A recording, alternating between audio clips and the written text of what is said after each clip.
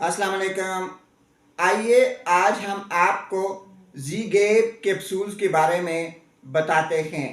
ज़ी-गैप capsule Hilton company के तैयार करता हैं।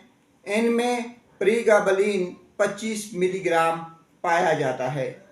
नाजरीन, प्रीगाबलिन किन मरीज़ों के लिए फ़ायदेमंद है, आज हम आपके साथ ये डिस्कस करेंगे।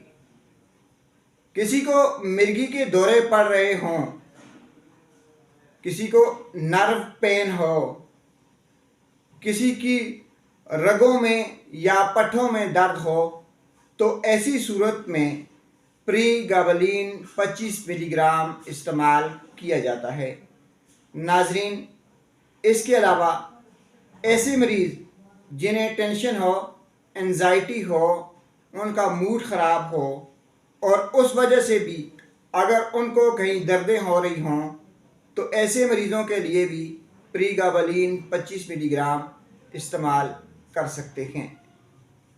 ऐसे मरीज़ जिन्हें शकीका का दर्द हो, यानी रगन नसा हो, या जिसे आप लंगड़ी का दर्द कहते हैं, वो हो, तो उनके लिए भी ज़ी-गैप कैप्सूल एक बेहतरीन इलाज है। ऐसे मरीज़ जिनको शुगर हो और शुगर की वजह से उन्हें कहीं न्यूरोपैथिक पेन हो रहे हों, उनकी रगों में, उनके पट्ठों में अकड़ाव हो रहा हो, रगों और पट्ठों में दर्द हो रहा हो, तो ऐसी सूरत में भी ज़ी-गैप कैप्सूल इस्तेमाल किए जा सकते हैं। नाजरीन, ज़ी-गैप कैप्सूल हमेशा मुस्तनद डॉक्टर के मशवरे से इस्तेमाल करें। इसे लेने का तरीक़ाकार ये है, एक कैप्सूल रोज़ाना रात को सोते वक्त लिया जाए। ज़ी-गैप कैप्सूल लेने के बाद किसी किस्म की मशीन या ड्राइविंग ना की जाए, यानी कोई मशीन भी ना चलाई जाए, ड्राइविंग भी ना की जाए। कोशिश की जाए कि जब आप ज़ी-गैप कैप्सूल लें तो उसके बाद कम से कम 3 घंटे तक आराम करें, क्योंकि कभी कभार ज़ी-गैप कैप्सूल लेने से आपकी आंखों के आगे अंधेरा आ सकता है, आपके दिल पे बोझ पड़ सकता है, घबराहट हो सकती है।